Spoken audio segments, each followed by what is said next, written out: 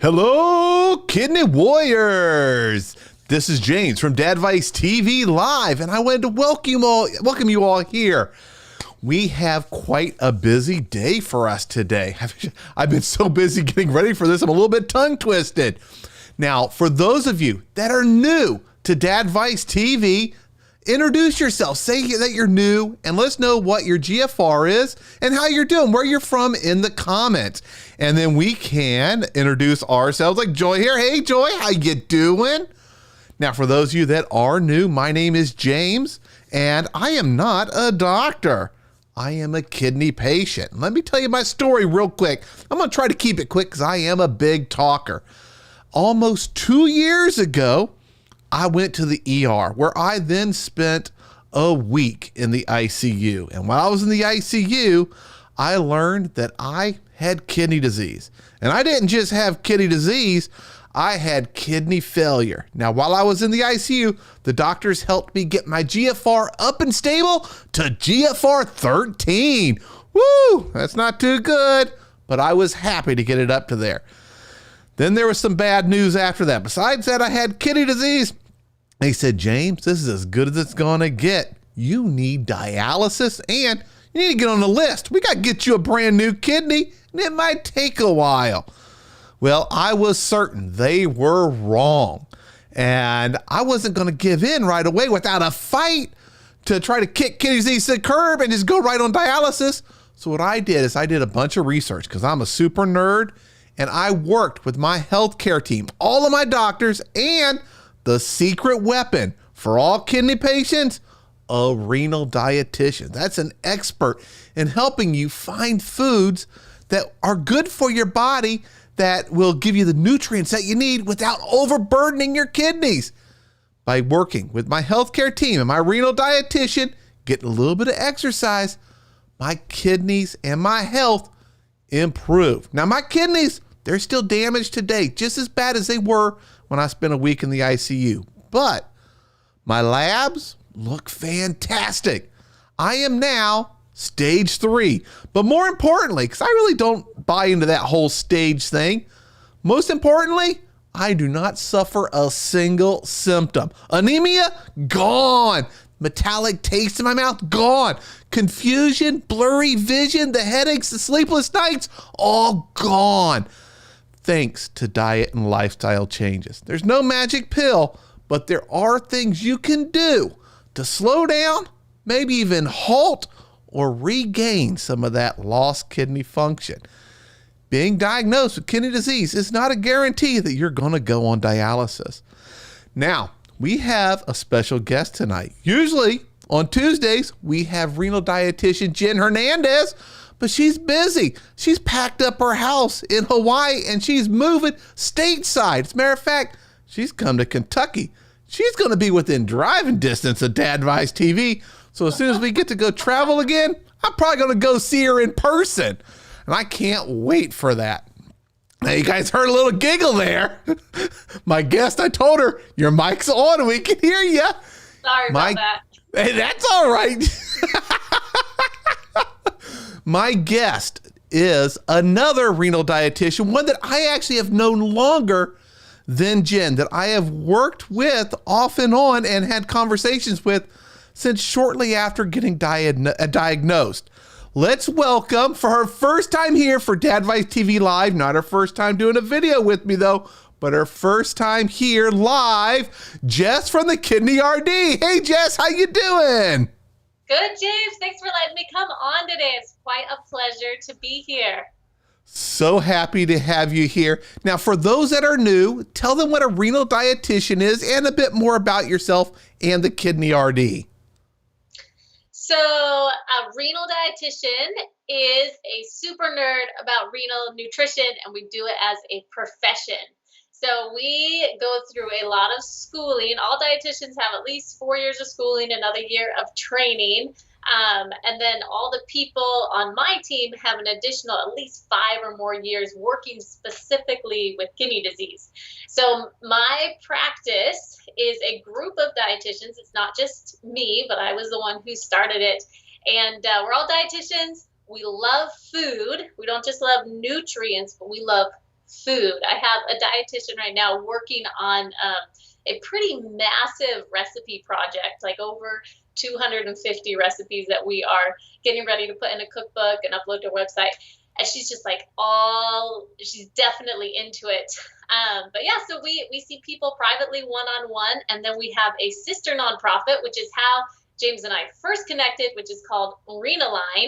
And we also help run that organization that advocates for nutrition as a first-line treatment, because it is a powerhouse. But yep, that's what we do. You can see us at kidneyrd.com and meet our practitioners there. That's where we're at. And you also have a great Facebook page. Let's tell them about that.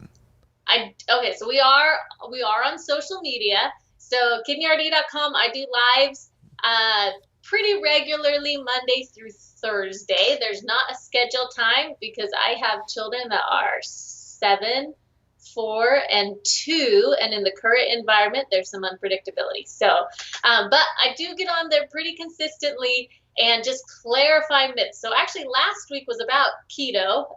It's the second time I've done that because it's such a hot topic, and we have kind of this cutting edge perspective I'll tell you about, and this inside scoop on it. And then we, I talk about potassium and phosphorus and metabolic acid, all these topics that we think are so amazing. So over there, we're on Instagram, and then I also upload the lives to YouTube as well. Yep, and I encourage everyone to make sure and follow her, the Kidney RD. I got to make sure I say it all correctly. It's like a tongue twister right now. I'm so used to rolling off Jen's website and Facebook group. Follow the Kidney RD. The more information we have, the better it is for us, so we can learn more about food that we can eat, how to make our meals. And Jess does a lot of videos, and unlike mine, they're short and to the point, so you guys are going to love them. Less than 10 minutes. Yeah. 10 minutes for sure. The other thing that we have is I have a group called Precision Kidney Nutrition, and this is for people that are super nerds about nutrition and kidneys, and patients that are really wanting a deep dive, because we do some really we really love like root cause, like really, really deep stuff is what we like, because I do feel like the body is meant to heal, and we focus on health, not disease. And so we like to get down past surface things, even though those are super powerful, to find the unique situations where maybe people aren't getting outcomes. Yep. All right. So tonight our topic is keto, and this is a hot topic. I created a video about it when I did keto, and I did it wrong to start with, and my GFR went down. Everyone told me, James, don't be trying keto. I was like, no, there's YouTube videos. I'm going to follow them. I'm going to do it. And my doctor, my main doctor, my primary care physician, he told me, it's going to tank your GFR. This is not what we need to do. We need to focus on other things. And I did it, tanked my GFR. And then I got with a renal dietitian, said, okay, help me, doc. How can I do it? And she changed so much, because I had a huge misunderstanding of it. I was eating a lot of bacon. A common misunderstanding. Bacon is the fix. But yes, not great for the kidneys. Yeah, but then once I started doing it right, my weight started dropping. I actually had more energy when I was exercising. I felt better. I was able to walk longer. I was actually to move from walking to jogging. And I felt like the weight was just practically falling off, almost that I could see it, because every day I got in the scale and I was almost every day a little bit lighter. But I was very, very careful what I was eating. Since then, I've stopped doing keto. Holidays hit. I remember exactly when I stopped. Last Halloween, I was sitting outside giving out big giant candy bars, because I love giving out the big ones. I'm the favorite house in the neighborhood, and not all the candy bars got given away.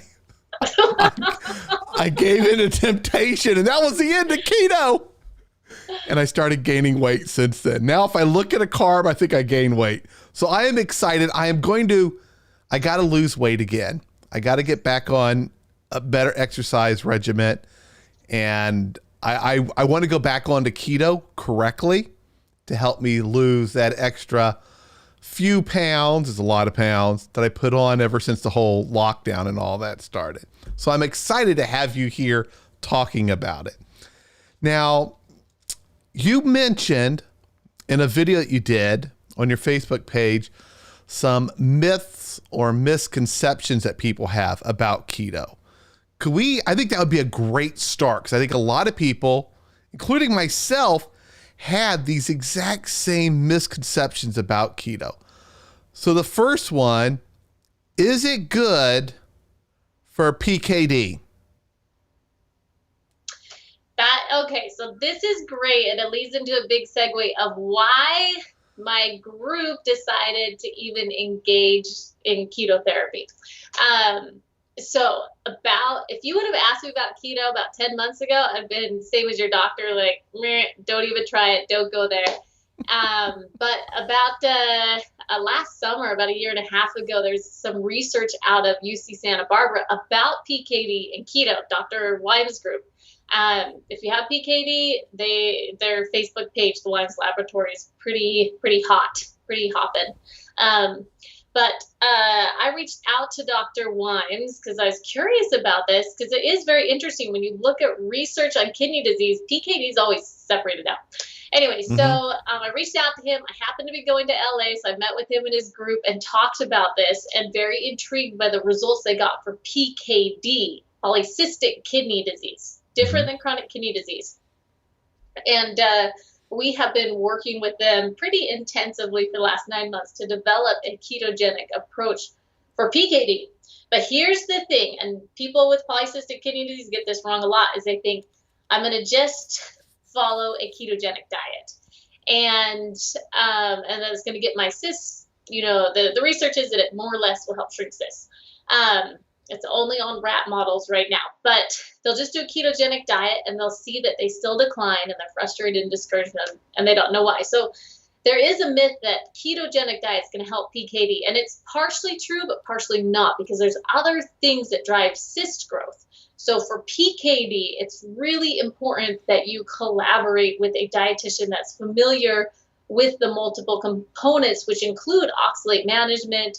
If you're later stage, especially, later stage 3, 4, 5, you usually need to have a significant protein modification. And if you don't get those pieces right, you can really end up doing a lot of damage. Yeah. Now here's the next, and it's, I definitely wanted to bring up the PKD because it is treated like a separate type of kidney disease. Totally different. Different. And it's something that we rarely ever talk about, but I see it come up a lot in the comments. People ask questions. All right, next myth for you to bust, okay? Is a keto diet a high protein diet? This, such a great question. Okay, a true ketogenic diet is a high fat diet, and truthfully a high fiber diet.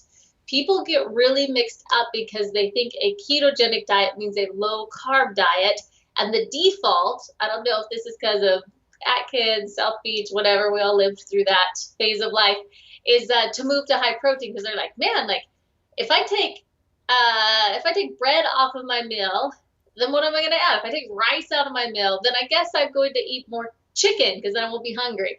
So it ends up being high protein instead of what it should be, which is high fat, high fiber. And that's where people with kidney disease get in a truckload of trouble. That you can really get in a lot of trouble if you are not doing keto correctly, because it can damage your gut.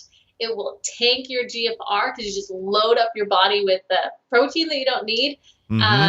So that's definitely a huge piece. If you're going to follow keto, you've got to do it the right way and actually get into ketosis. Yeah, and I'll tell you that high fiber is, to me, it was shockingly high. I had to ramp up because I thought, oh, I'm just going to go all in and have a bunch of fiber tomorrow. And my dietitian's like, no. We need to get your body used to it. You know why? Like, we need to get you used to it. We got to get you up there. And it was high, good fat, very high fiber. Yes. And I would say a moderate amount of protein and very low sugar. Yes. And once I kind of figured that all out by listening to a dietitian, it turned around.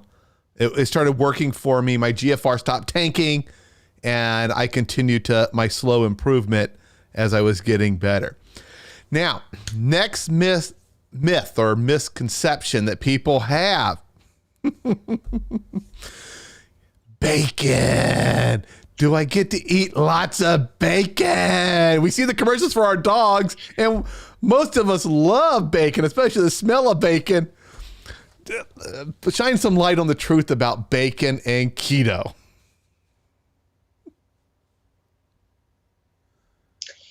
Sorry, I didn't realize you asked me a question there for a second. Oh, yeah. So bacon and keto. Bacon is a high-fat food, so a lot of people are like, oh, great, like I'll take off XYZ, and I'll have bacon because bacon's the best thing ever. If you have kidney disease, this again can end up being quite problematic. Those animal proteins, even if you have low sodium bacon, right? Bacon's pretty high in salt, but the animal proteins in there, again, they do some pretty yucky stuff for your kidneys. And so if you're not balancing it well, bacon can end up being quite a problem. Our practice, we don't do any processed meats. I'm sure that maybe other people are more flexible, but we are zero. I believe that we teach people the exact way and hold them up to a high standard, and people can meet it. They can do it. They totally do it. It's not the end of the world to give up bacon. And we do everything in time periods, get a result, 90 days. Without it, let's get a result. And then we'll talk about what it would mean to add it in. But, hyper focusing on it's really important. But yeah, bacon, we don't include it.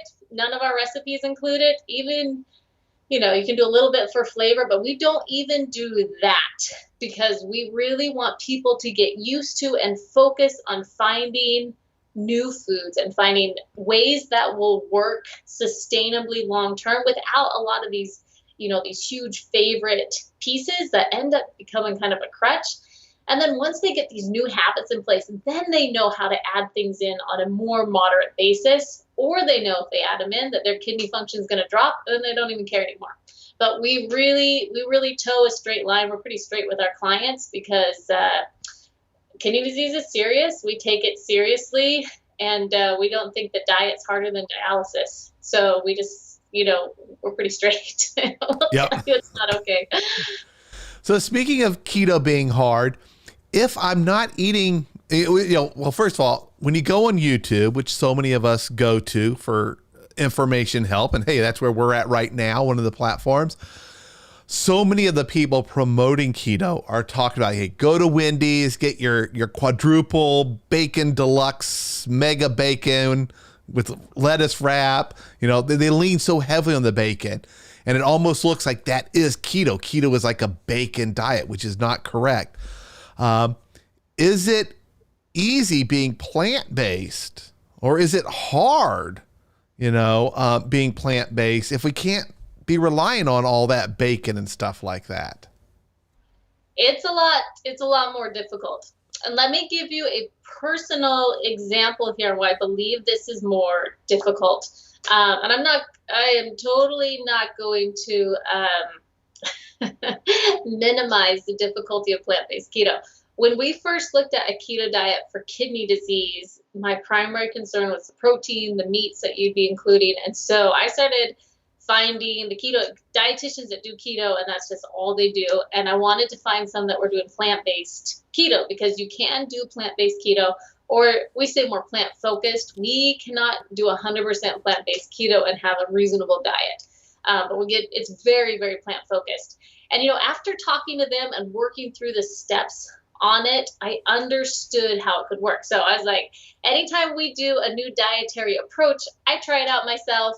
my clinician, who's ever working on it, Diana is the one that does a lot of our keto clients, will try it out. And the first time I did it, I lasted like 3 days. And here's why, is because I winged it. I'm like, hey, get your little pride thing. I'm a professional. Like I totally got this. I've talked to the experts. I got the recipes. I didn't even do a meal plan. It's just like, okay, like I got this. Total failure. I could not do this without planning. And so then I took several more weeks and kind of toyed with some recipes, found things that fit my palate. I'm not a savory person in the morning. I just don't like savory breakfasts. Every time I try to like them, I just don't. So I had to find something that was a little bit sweeter. And, I had to keep toying with it until I had things that I was like, okay, I could work with this. And that honestly is very reflective of the process of doing keto, no matter who you are, is that getting a good plan in place is critical to success. It really is. And that's where my team is phenomenal, because we can sit down and, keto's not for everybody. I don't recommend it for everybody. It's a very, very selective group, primarily PKD. We consider some people CKD depending on their history, but we have to look at where you're at. What can you do? What do you like? And then here are your options. And can you stick with it? Because you really want to get into a good fat adaptive state. It takes you about 6 weeks or so. And being able to be consistent with it is really important. You don't get a cheat day if you're going to stay in ketosis. Exactly. You do that cheat meal, not even a day, you're out. You got to get back in. It takes so long. That's where, with me, when I had that first, I hate to say that first candy bar, I regret it so much. I knew, I just fell off the train. I'll get back on it, but I'll tell you, it's tough. It's so tough once you're there. There is a lot of power in momentum, right? I mean, like, yes. When you're ready to focus on a health choice, there's kind of like this apex moment. You're like, I'm going to do this, and you get this motivation behind it. And when this is where I think dietitians are like super powerful cheerleaders. I think some people think we're like food police, and we're like, you're not going to do that. You won't do that. But like, we are like mega cheerleaders and coaches and teammates, right? Like we're there to help you succeed. But once you get that point of motivation, you really want to get some momentum behind it, and you want to get some accountability behind it. And that's where getting a dietitian on your team can be super duper powerful, because I can guarantee you, and I don't know where you were working with your dietitian, but you go in after you have a downfall and talk about it, they'll talk you through it and be like, okay, like we're all human, we get this. But like, you can do this. Like, let's get back on the train. What is coming up that maybe we could like brainstorm about it and walk down that pathway? And you can get back on and refocus as far as what your goals are. Sometimes you have to like take your goal down a notch and kind of feel successful, and then you start kind of ramping up again. But human nature and human behavior is such a huge part of success. And so having a cheerleader that understands that is really powerful. Yeah. And I'll say I avoided the cheerleader. My doctor is so good at helping me, but I knew I fell off the wagon. And I use a scale here at the house. That's one of those ones that measures all sorts of stuff, and it's Wi-Fi. And my doctor sees everything.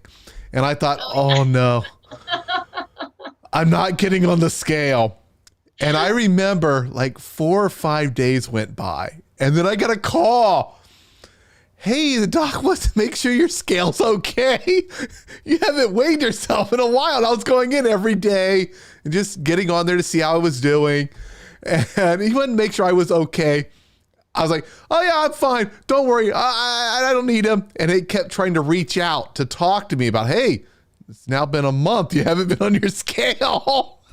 You're like, I don't want to know. He knew something was wrong, and he kept trying to be the cheerleader to get me back on track. And when I did go in, it was probably 2 months later, I went in to see him. He forced me to come in for a refill. He would not let me do it over the phone. And we had that conversation, and he said, hey, this happens, and part of it was I've had so much what I felt was success for it felt like so long that I became very comfortable to where I'm like, hey, a candy bar is not going to hurt me. Hey, this isn't going to hurt me. I can cut back. It's getting kind of cold. I don't need to walk as much today.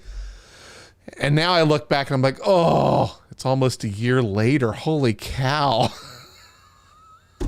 No worries. No worries. You have another year ahead. This is going to be 2021 is going to be a great year. Oh, yeah. And my wife and I were ordering a treadmill so we could start exercising more at home, and there's no excuse of the rain or the cold or anything like that. A few other people are talking about the weight.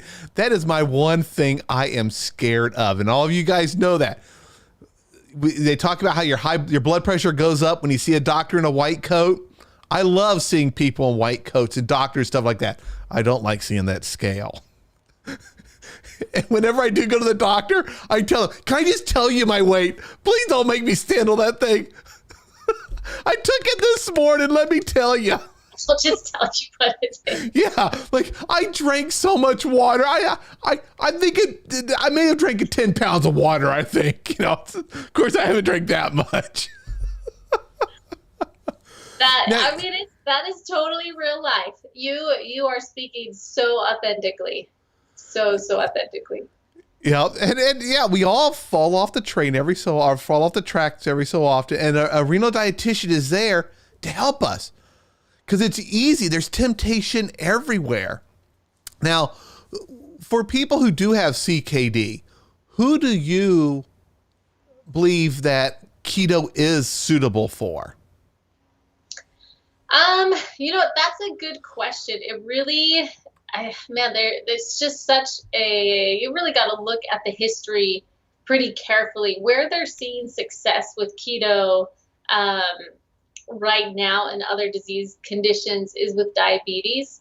Mm-hmm. But also on the same side, you are seeing success with plant-based diets. But we have a lot of people that come in and they're really scared of the carb load of plant-based diets. So, I think with a plant-forward keto, you can do, I don't want to use a catchphrase. This isn't, I'm not going to say there's like super great science behind this, but is, almost like a metabolic reset where you get your cells used to metabolizing something other than glucose all the time. Mm-hmm. And, some people, honestly, they come in, they're like, hey, I want to do keto. Like, this is what I'm going to do. And when you look at the history and kind of back things up a little bit, sometimes you see that you don't need to do that intense of a therapy to get a really fantastic outcome. Sometimes it's just about, let's talk about more plants and way, way, way, way less sugar and cooking at home, and you can get great results. So it's more, we really reserve keto primarily for PKD. If someone with CKD came in and that was all they wanted to do, we would talk about that. And I think it could be an option. But sometimes you may not need to do that much to still get the result you want. And I guess that's really where we are balancing it out and figuring out, because you want to do as much dietary intervention as you can. And when I say that, what I mean is you want to do as much dietary intervention as going to be sustainable too. And so that's what we're looking at. And, we'll switch to, I don't have anybody, even PKD, do keto long-term. We switch to intermittent fasting or time-restricted feeding after a certain period of time. It's time-restricted feeding is a lot easier for most people. So we do. Yeah, and I do that. My first meal, my doctor wants me to eat at 11 a.m. I push it to noon. Because I'm just not hungry in the morning. I'm busy, work starts, the day is going. I eat at noon, eat my first meal, and I have my last meal. I finish it by 6 p.m. So I kind of just have that small window in the middle of the day, and I just don't snack at night. I drink water, always have my water. I'll drink it in the evening. I go to bed. When I wake up, I have some water, take my meds. I'm getting the kids ready. I'm getting ready. And it didn't take me long to get used to that. if I was to wake up, I'm not hungry. I would have to force myself to eat something in the morning because I've been doing the intermittent fasting or having just that small window of eating.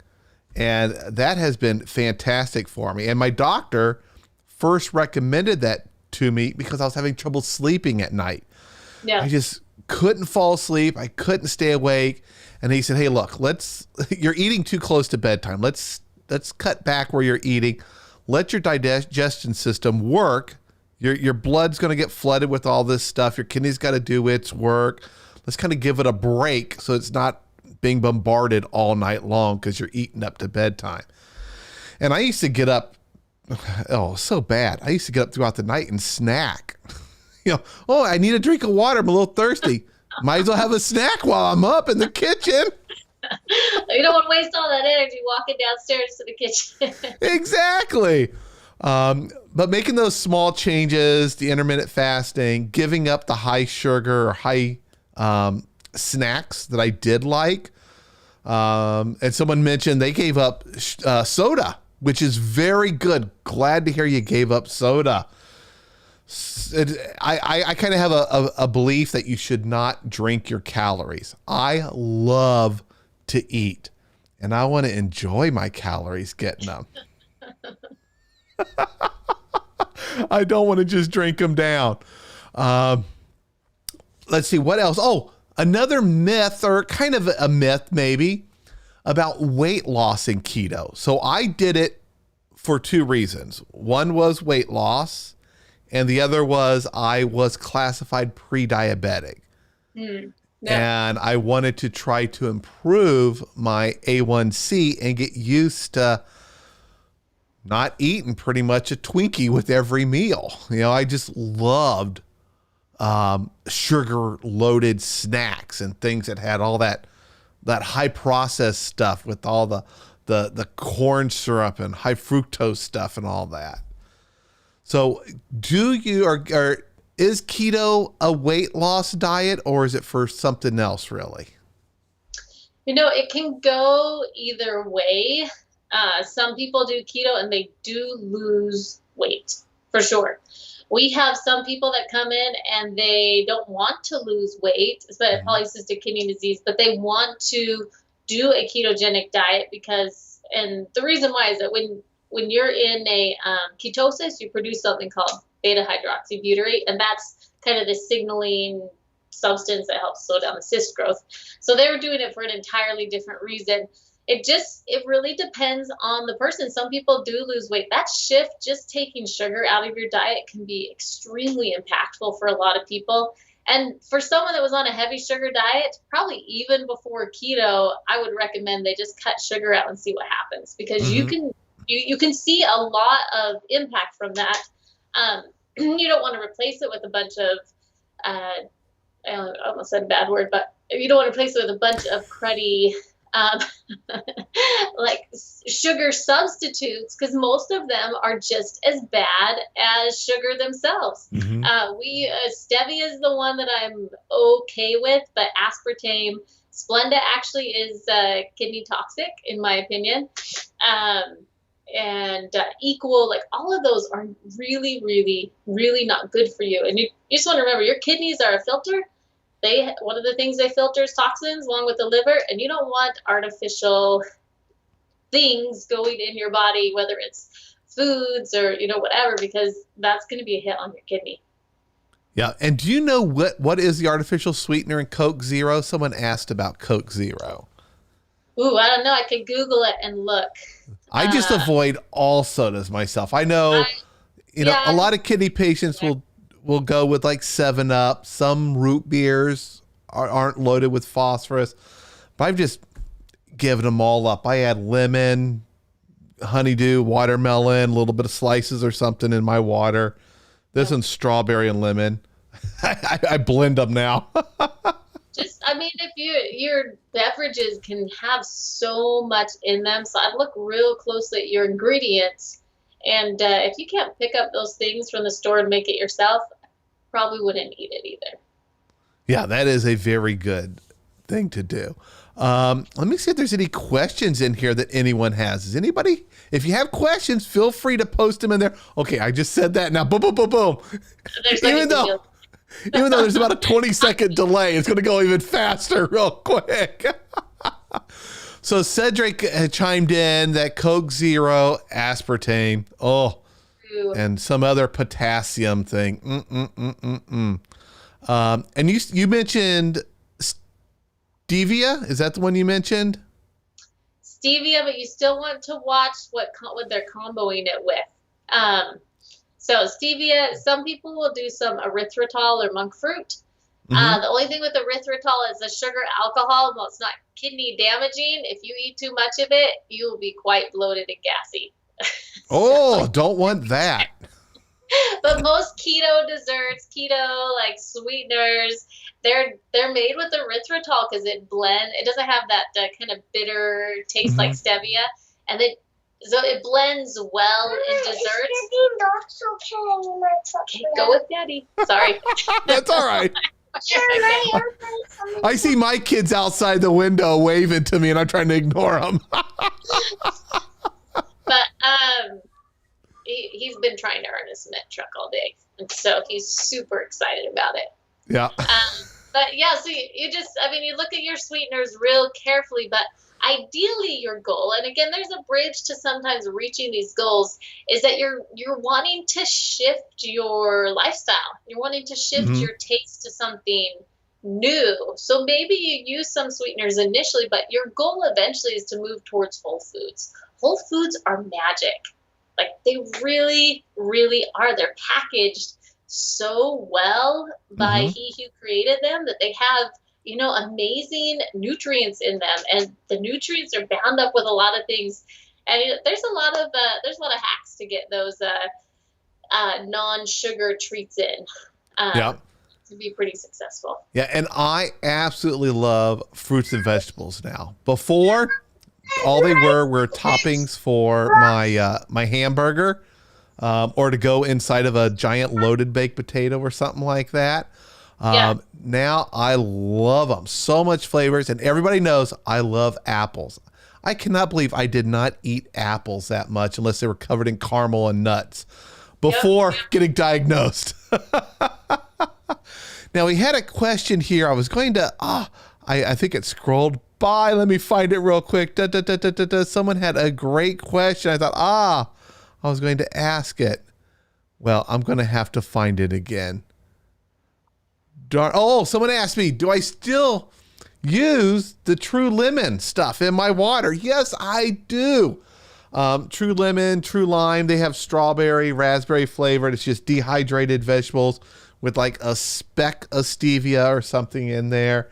I still use those, but I also, if my wife's got a cantaloupe or a honeydew or a watermelon that she's cutting up for the kids, I have her cut me up a few little pieces, and I throw this 52 ounces of water. I throw a few pieces in there, mix it with the water, and I just shake that thing, get my arms working. It kind of blends itself, and I got some flavor in there, and it's all natural, which I love. So go ahead. I was gonna say, so on Friday evening, I like to have, like the kids go to bed. That's like my wind down time. And so we don't drink alcohol in my family, but I'll always get a seltzer water and get like a flavoring in it. And honestly, that little fizz makes it feel special. Yep. But there's nothing else in it. And that's one of my favorite treats as well. My wife and my kids are all hooked on carbonated water. We have 3 of those machines that are so loud, and they hook their bottles up and like brr, brr, brr, until it makes its weird noise. They love adding carbonation, which is great. My kids will drink water endlessly if it's carbonated. And you throw a little bit of fruit in there and you carbonate it. It just mixes it all up, gives it some flavor. Fantastic for them. And someone asked, isn't carbonation in general bad for kidneys? I've never heard that. Have you ever heard that? No, actually, we just did, because we're super nerds, right? We actually just researched this. Oh, perfect. Yeah, that's a good question. And we didn't see that there was any harm from carbonation itself. So I mean, I still tend on the like, because nutrition research, you always got to read it with a grain of salt, like no pun intended, but you still have to always look at anything that is produced about food. You have to look at it still from a whole foods perspective, because nutrition research is hard. It's really hard to eliminate variables. We're human, and like there's so many things that go into nutrition. So while I think carbonation could fit in, and it fits in for most people, I still keep my eye on it, because it isn't technically, like a normal food. We have to alter it in some way. Yeah, you're not going to find it naturally in nature. Yeah, no, there's no carbonated springs in Colorado, but yeah, but to that end, still, I think there's tools like that. We do have kind of some cool tools as humans we've come up with technology that can be really helpful. But I don't know if I would drink it all the time. But then again, like maybe it would totally be fine. And the research from what we saw didn't see any major damage. Yeah, very good. Now, here's a question that Joy asked. Is Whole30 a good way to get off of sugar? Because I know that was the hardest thing for me, and that's why I was so eager to get on a keto diet, was breaking my high sugar cravings that I had. And just so everyone knows, when I did do my keto diet, I am no longer pre-diabetic. My A1C is great, but I stay off of the sugar, except for the last Halloween when I was giving out the candy bars and I gave in to temptation.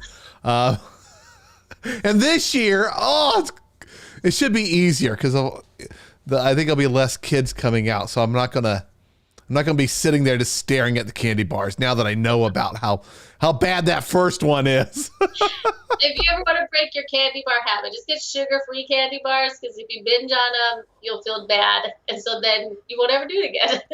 So let me tell you, I do have sugar-free gummy bears that I keep here in case things get backed up. You grab like a small handful of those, you eat them. The best laxative in the world.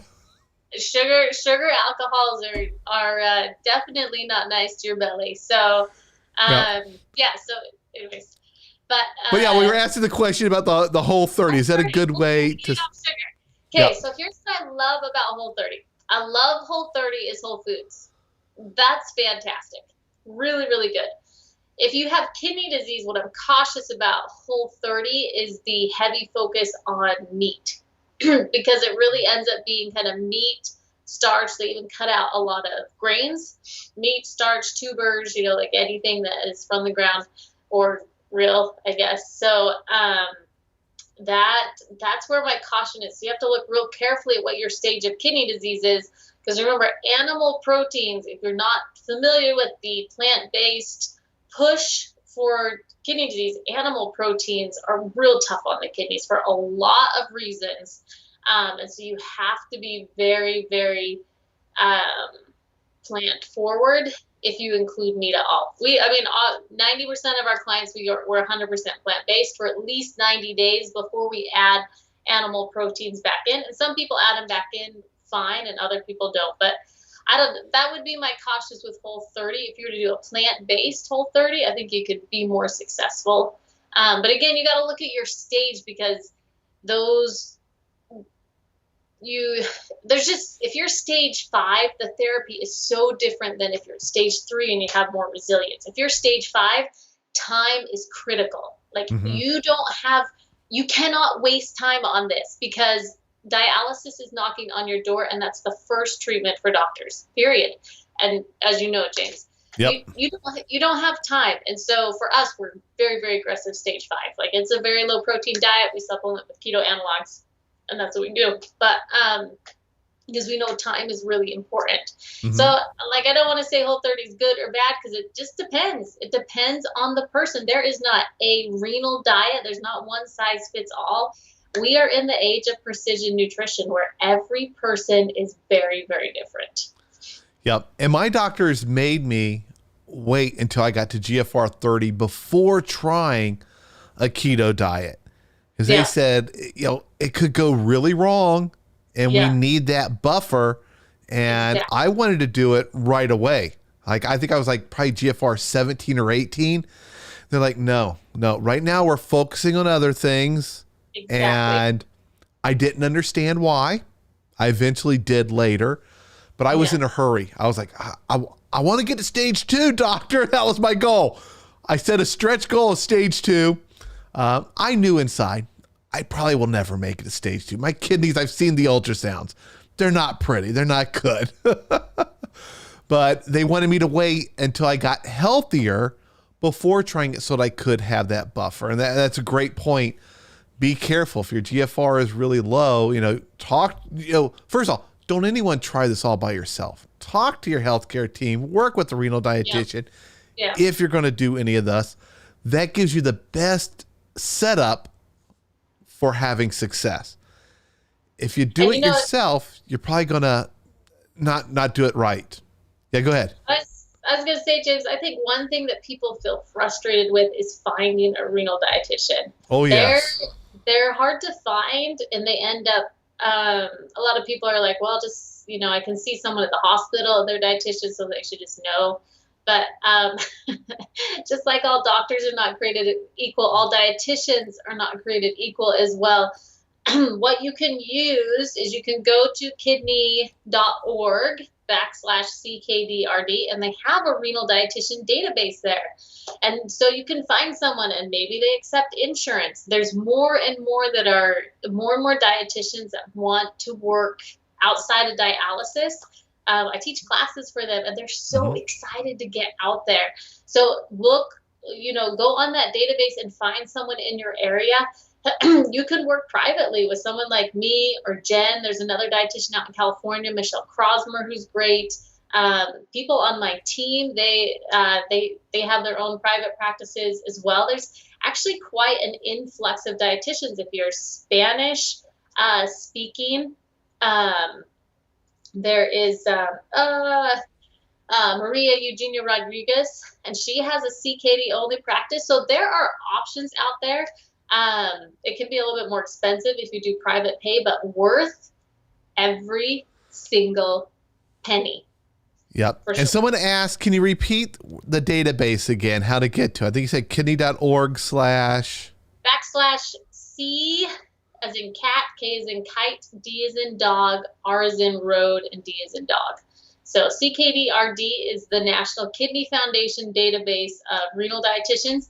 It's not 100% robust, but they do have more than even your doctor will know. So you can find someone there.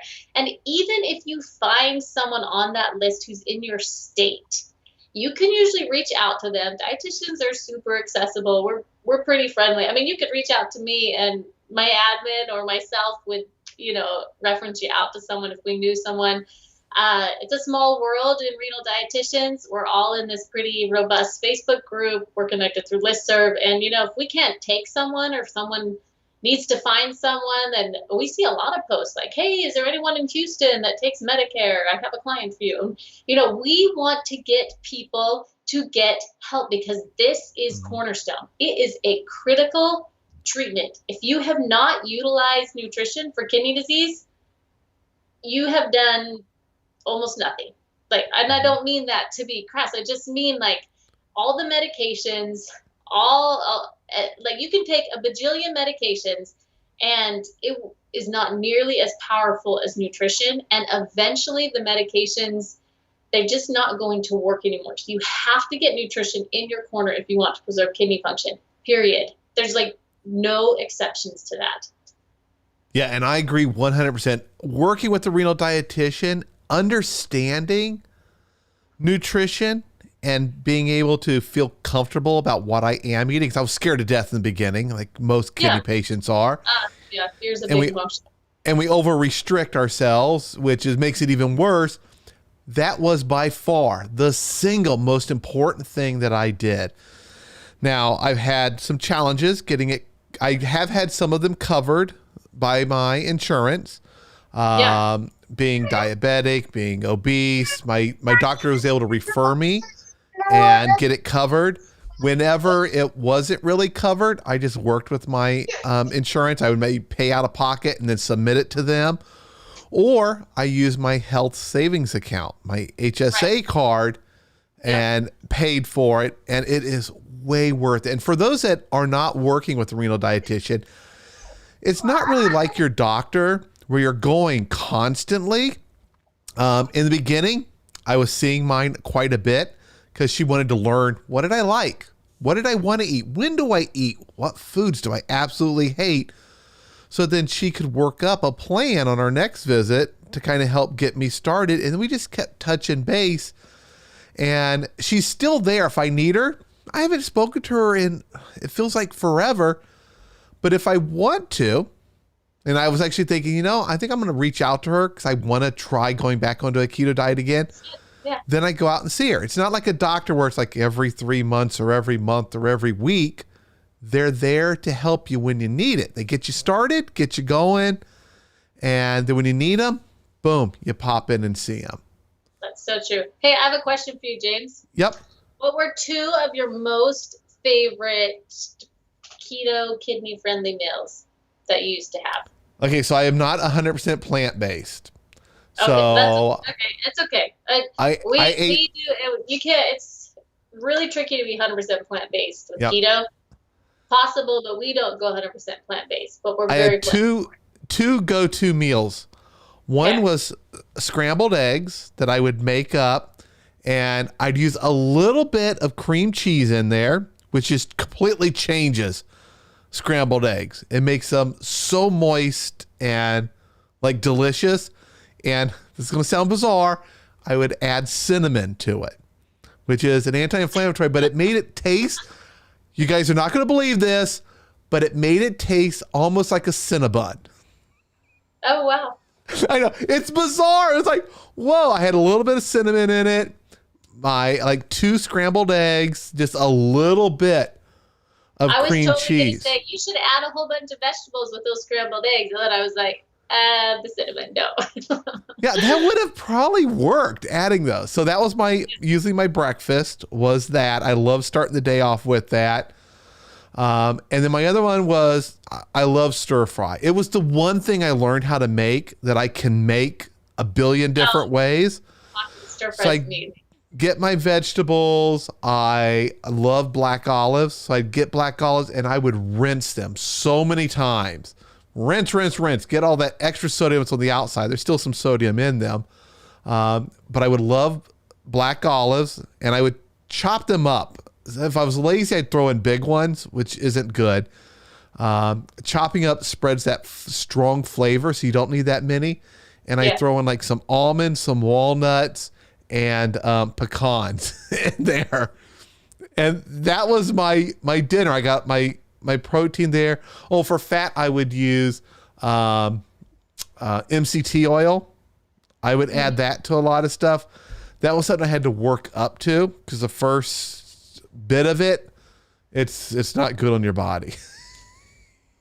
But those are kind of my 2 go-tos at that time. I did a lot of snacking, fruit, or like celery with a little bit of peanut butter or something like that.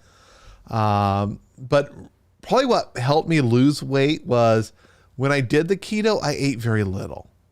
I probably didn't. I know I did not eat the amount of calories I was supposed to. I was way under, and I was very active. I was going to the gym. I was walking. I wanted 10,000 steps before I started dinner. I tracked my steps, get my 10,000 before I ate. And then I keep going, try to get 15 or 16,000 steps in a day. And that activity helped me to lose weight plus the restricted calories that I was eating. Mm-hmm. But that was kind of my go-tos with keto. And I'm sure there was a lot of other things in there, but those are the 2 I remember. I really loved those eggs with cinnamon and just a tiny little bit of light cream cheese. I know. I think that's amazing. Yeah. And I hate cream cheese. I think it is disgusting looking. I don't know why. But somebody told me add a little bit to your eggs because they weren't coming out fluffy and stuff, and I didn't want to add milk. And I tried buying the other milks, but they all just had too fake of a taste. The vanillas, I would make popsicles with them. It was like, the fake milk or the nut milks. And those tasted great. Those tasted almost like a Wendy's frosty vanilla. It had that vanilla taste to it. I was big on freezing stuff. If I didn't really like it, it seemed to make it taste better. But that was mine. Yeah. Some of your in what you were utilizing. That's what I was saying. Once you figure out a few core foods, so you're not having to think about it so much, and you like them. So that was one of my pitfalls. Because now I have some stuff that I like, and like it's really no problem. Like I like chia seed pudding, and that actually works great on keto. I like blackberry. With PKD, we have to restrict oxalates too, so raspberries are out. But I do a blackberry smoothie, which is delicious, and that's really just some of the key areas of success.